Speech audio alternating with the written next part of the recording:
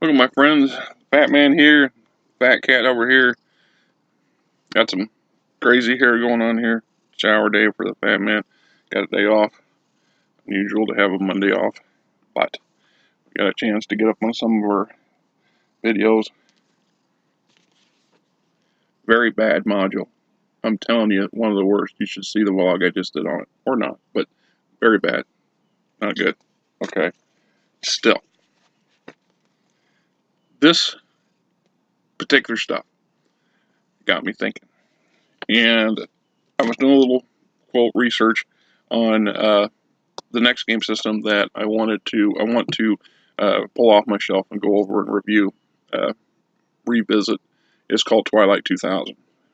Game Designers Workshop, GDW, circa the early 80s into the 90s. I wanted to make sure I had some base information on it. I understood what happened to the game as much as I could after I stopped buying into it. I bought most of Volume 1. I was surprised. I should have been, because I remember Volume 2 or 2.2 as they call it coming out in the early 90s. Vaguely remember it. I didn't buy it, and because I had moved on to other game systems, and it wasn't. I just had enough of the one, and I never got to play it. And I said, okay, well, it's time to move on to ones I am playing and continue buying other material. They also apparently made several attempts at adding additional versions. Merc 2000 was another variant on this, and it was a radical variant. So you couldn't take any, according to the mechanics, you really couldn't take any of the old stuff and utilize it well because it wasn't designed. 2.0 or 2.2 version, from what I read and understood, is part of what I want to do the vlog on, is the idea that there are good reasons why, even though I'm an advocate of the old game systems, I'm a big advocate of continuing to play these venerable old games from way back in the day, because they're still viable, they're still playable, and there's still a lot of enjoyment to be had for those who are interested in that sort of thing. And I'm not here to persuade or argue one way or another whether or not this is a good thing or a bad thing, or I'm just a codgy old geezer who's trying to relive my youth.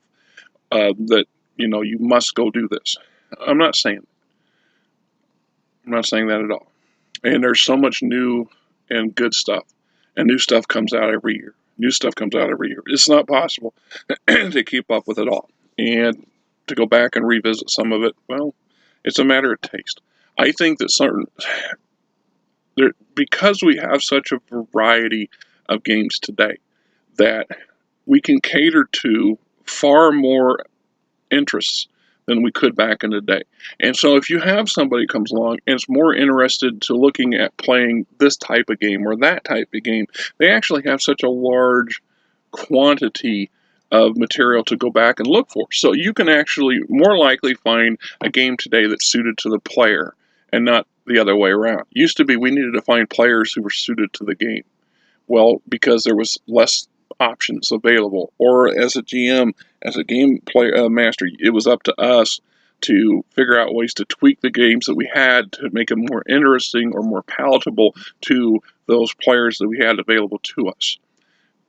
Keeping in mind, I'm talking at a time when most of your players were friends or family or people you knew. They were people from your local community or that you met at the game store, that you went to school with, that you didn't have when I was a young man. We didn't have the social media today. We didn't have the ability to meet people from around the world and sit down and Skype a game. We didn't even know what that was. It wasn't plausible. And then in the 90s, we did do gaming online. We did use chat rooms to some limited success. I imagine the same issues that happened then happen today. It's hard to get a group of dedicated players to come together at the same time on a regular basis at your house. Getting them to come together on an internet hookup, it's got to be even more frustrating, because they have to really want to be involved in this game. And if they lose interest in it, they'll just click off. You just shut off, and you'll never see that person again. You remember, never understood why or what the reason was that they decided they didn't longer wanted to participate. Anyway, when I was Wikipedia was when I Googled Twilight 2000.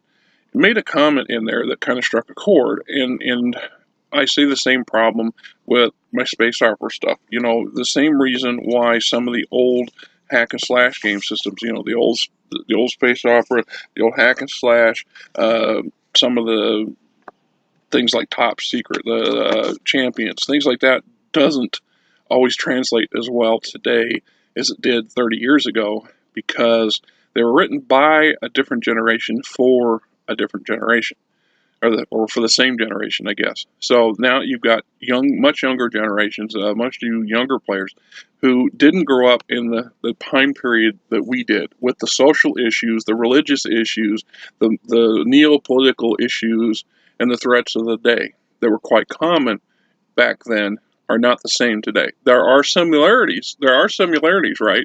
And this is so let me get a little more specific. Okay. Twilight 2000 as an example. It was created at the height, or the very end game of the Cold War. So we had very real potential possibilities of some kind of armed conflict breaking loose in Europe between the Warsaw Pact and NATO. It wasn't in the minds of the majority of the people at the time. It wasn't maybe it will never happen. It was a when will it happen. It's not a what if. It's just it's an inevitable. And when and in what form will it break out? How bad would it get? How far south would it go? With the potential for true nuclear holocaust, it was diminishing each year. Even though the threat was still very, very real, very real. We didn't have the duck and cover stuff like my parents did. So in the 50s and 60s, they were terrified of the idea of atomic warfare being the next thing. It wasn't a given. That was maybe they were going to have it. It was just a matter of time. Well, as my generation grew up with that mindset from our parents, my father believed everything was a communist plot. He did. He honestly believed that just about any major thing that changed, when the professional football rules changed, he was convinced the communists were behind it. When the internet came out, he was convinced it was some communist plot. When in reality, it's the complete opposite. It's in part because of the internet and the wide use of social media that the Soviet Union is no longer the USSR. The Soviet bloc nations are most of them belong to the European Union now, and NATO is kind of a second fiddle thing these days. It is what it is. So we created these game systems, some of them quite in detail, to cope with this real-world possibility. And of them all, Twilight 2000 is right up at the top of this, because where a lot of other post-apocalyptic game systems that had been created in the look at Gamma World, okay? It was the premise that World War III had happened many years in the past, and this is, survival. It's Mad Max. It's not the same thing as it happening yesterday. And yet, they came out with this game system, an elaborate game system with a lot of material, with the concept of you being surviving a limited nuclear tactical exchange of nukes, and that pretty much decimates the government structures of most of the world's countries.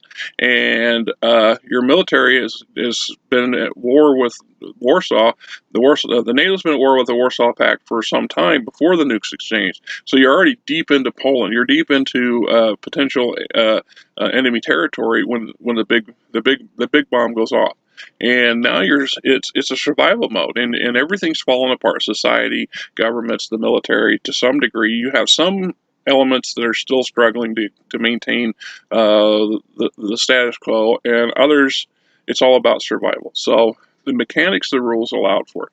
But the nuance, the vibe of the game is set for a bunch of people who understood, whether we fully understood the dynamics of our social and political structure of the day, We were ingrained to fear this stuff, or to be concerned about it, or think about it, or at least have some working knowledge of it. And a lot of young men who, we were the first generation that weren't going to be conscripted. My father's generation went to Korea, and some of them didn't have a choice. My uncles and my younger uncles went to Vietnam, and they didn't have a choice. My generation did have a choice. We no longer had to be forced to join the service because Vietnam had come to a conclusion and the draft was ended. So it was a different mindset. But we still have that ingrained in our head that it was a real possibility that something could go down south fast and we could all find ourselves in boots and lugging a rifle somewhere. Not so much today. We have more problems with terrorists and strange, these oddball religious, neo-religious terrorist organizations than we do with real countries. Although the argument can be held that, North Korea, blah, blah, blah, and Russia, blah, blah, blah. Okay. Well, I don't want to get into a diatribe on the politics of the day. North Koreans are no threat to us. They're a threat to our allies. They're a threat to South Korea, Japan, and China. And rather you want to accept China as an ally or not, we are trading partners with them and have a huge amount of, America has a huge tie-in to China, whether we want to admit it or not. And so, their nuclear capability is extremely limited. It's small. It's not that they can't kill people and they can't do some damage, because they can. One nuke is bad enough. 20 is pretty bad. But I'll put our 15,000 up against their 20 any day. They're going to get one shot off. They're going to maybe destroy we're going to ruin a bunch of people's lives in one location. And then the boots of America is going to jack right down on top of their heads. And that'll be the end of them. North Korea will be literally in the Stone Age. And then we'll have to decide whether or not we're going to fight China, because China is going to decide they have to defend their neighbor or not. And the South Koreans are going to get stuck in the middle of it. And I'm sorry for that. But that's one potential scenario. As for Russia, we're not going to see a huge land war in Russia. If there's going to be anything, it'll be minor skirmishes, and the truth is, Putin's running his mouth, but that's because he's a politician. Trump's an idiot, but he's a politician. He's not even a good politician. He's just running his mouth and aping what he thinks politicians would do. I worry about that fact, that he's not a politician, that he doesn't understand the nuances of the game that they play, this game of diplomacy, and unfortunately, I don't trust Kim Jong-un or Putin to not take advantage of that. That's neither here nor there. But the mindset's important, right? That mindset's important. So for me and my generation, playing a game like Twilight 2000 has a lot more we get what's going on in that game. Now, you bring in somebody in their 20s today and get them to play that game, they're not going to have all that material in their head. They're going to have some of it, but most of it's not going to click with them. This is one of the reasons that GDW farmed out the license to Twilight 2000 in the early 90s, and another game company tried to make a different version of it. And my understanding was it turned out to be a flop. It was very lackluster, but it tried to cater to the more modern. The Soviet Union disappeared. The USSR fell apart. The Warsaw Pact disintegrated. A lot of big changes, and so they tried to adjust for it. And then when they came out with the quote 3.0, which would have been the Merc 2000 or whatever, it was even more diluted, because now we're no longer in this life or death post-apocalyptic struggle as members of our nation's military. We are soldiers for hire working in these whatever. And I never bought into it either. I saw the box sets on the shelves. I remember seeing them. I glanced at them. I just never bought into them because I had moved on at that point. And I understand that there was a video game created based off of Twilight 2000, and I've never played it, so I don't know how well it turned out, or how good it was, or how extensive it was. I've seen the references on Wikipedia for it, but. So, I look at that, and I look at things like space opera. Space opera was created when the sci-fi genre was just getting into the full swing of things. Space opera and Traveler came out roughly at the same time. And this was to fill a niche for these sci-fi guys like myself who really wanted to role-play a game, have a role-playing game that was sci fantasy or science fiction based, and not hack and slash and swords and sorcery based. Not that we had any problem with those. We wanted something that fitted our particular loves and interests. And it was right on the tail end, right as they were in developing this, when Star Wars hit the, Star Trek was a TV series, which led to, Doctor Who, Star Trek. There was a number of sci-fi TV series and movies at the time, and then the old stuff, the old school stuff.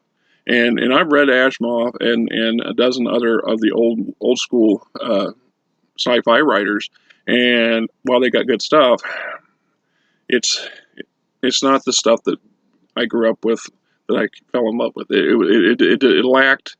They didn't have the high fantasy, the high adventure, the high space opera that you'd see in Star Trek and Star Wars. And those are the two that set the bar. It is what it is for me, right? I can't speak for anybody else or any other corners of the world, just for me in this region. So when I think about going back in some games, and why some games are made, the new games come out, why they changed a lot of things, is because they're looking at how much we've evolved or how different our tastes are. And I've had a couple of conversations, I think, with Rob and a few others, where we talked about why these game companies don't go back and reintroduce old stuff and things like that. Although there are rare exceptions, which I've shown. The truth of the matter is, they're trying to cater to the new and younger generation, which kind of leaves the older generation on the fence. We either have to go along with whatever the new stuff comes out and adapt to it, but we understand the nuances of the politics today and the interests of the movie genres and social situations that are going on. We don't always tend to agree with it, and I think that's why more. As we get older, a lot of us tend to reach a plateau. We hit a point where we like what we like, and we continue to play what we like, and rarely add to the shelf. We add new material to the shelf for different reasons, but for actual playability, perhaps not so much. Okay, and I'm just speaking out. Am I wrong? Okay, maybe I'm wrong. You don't agree with me? You don't agree with me. You're welcome to set your 2 cents worth on that. Create your own blog, and by all means do so. I like seeing this stuff on the channel. I'm sad that we have so many members and see so little content. Where most of the content's coming from a handful of guys. God bless you guys. Honest. I like I said, I find myself wanting to not do a video because I don't want to feel like it's just me running my mouth and it's just me, Rob, and Ronnie, and 1 or 2 other, Antoine, and that's it. The occasional oddball thrown in. You oddballs, wake up. Get more of you out there. Yeah, I know you live in busy lives. I get that. I know you got a lot of other things going on. I get that too. But you can't spare 15 minutes a week for something? Okay. You're spending your time because you're videoing our stuff. You're watching our stuff. I see that. 40, 50 people watch the video. The last one I put out. Awesome stuff. But I'm not going to hear him preach. I'm not going to preach. That's Tim's job. That's Tim's job. Not that anybody cares. I've been slowly procrastinating my way through getting my second novel into a print version, because you see my handwriting is pretty bad and it has its challenges. So I actually started a web blog at fatmanmuse.wordpress, I think, and I put my first 2 chapters of book 2 on it for anybody who's interested in looking at some of the novels and stuff I would like to someday see published. I'm working my way through chapter 3. I think book 2 actually has a lot of humor in it. Book 1 was much more serious, and it's the first 80 pages or so of it was already typed out and on my computer when my computer took a dump in January, and I didn't get a backup of it. and it's sitting. Those pages are sitting in a file cabinet that's buried in my storage locker. And if you saw my video on that, you can see why I can't go back and get that stuff until we get someplace situated, and I can get all that stuff put into a room like it's supposed to be. So I'm working on the book I have available to me. That's book 2. Anyway, here's what it is. So, what do you think about that? Is it true that some games are based off of the time period of our lives, of the world around us, and influenced by what's going on in the world, our politics, our religion, and our social beliefs? I mean, I hear a lot of this stuff about social justice warriors and how they're mutilating everything or forcing everything to change radically. Okay, how does that affect our gaming?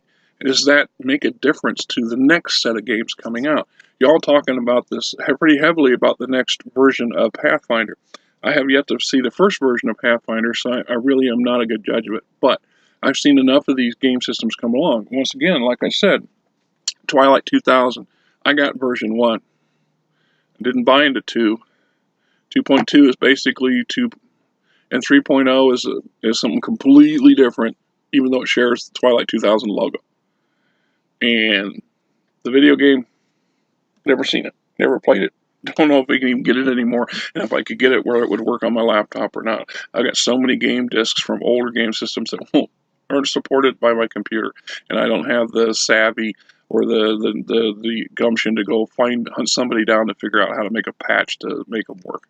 So, just like I said, I'm interested to know, is it plausible that because things change, because the world changes, so do our outlooks on things, and it's not.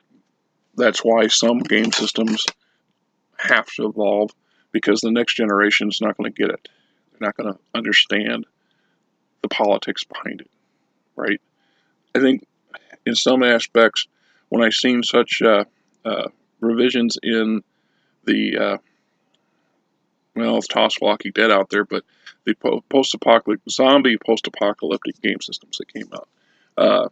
I grew up with the Night of the Living Dead stuff, and that's some pretty hardcore stuff. At least it was back then, and I was a younger man when I first saw it, and having the couple game systems that came out and to address those that particular genre were mixed at best, right? White Wolf's got the best one that I'm aware of, and I had a PDF version of it a while back, but I don't know what happened to it. It's probably in one of the 100 boxes worth of junk in my storage locker, and it may be gone. And so I briefly played it with some friends. It was a bad PDF, to be truthful. They had two pages shrunk down on one page. Not very good. Very hard to read without. I had a magnifying glass to see half of it. Twilight 2000 reeks of the same kind of stuff. So the difference being the boogeyman is other people in other nations and the bombs and the survivors thereof. So if we were to merge the two together, you could easily superimpose Twilight 2000 and just take some zombies and toss it in there and change the whole vibe. They never thought of that when they were revising this stuff. But hey, it is what it is, right? Okay, folks.